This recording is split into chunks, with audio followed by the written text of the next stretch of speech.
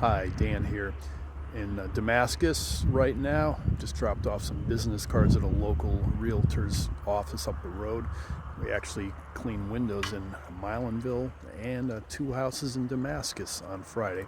Anyway, talking a little about the concern that homeowners may have for contractors, whether they're at your house when you're there or even more so if you're not home. Is it okay to have us?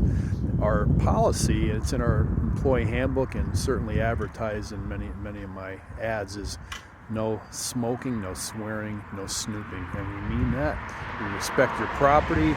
Certainly, even though we have to open doors, we don't know always what's in there. We understand it's your property. We want you to trust us, and no toleration for smoking, swearing, or snooping on your property.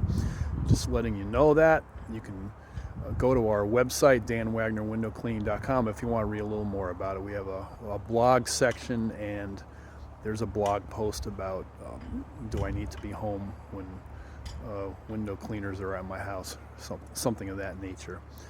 Anyway, just want to encourage you, if you want your windows cleaned by the best window cleaning company in northeastern PA, give us a call or text us 570-630-0326. You'll like what you see.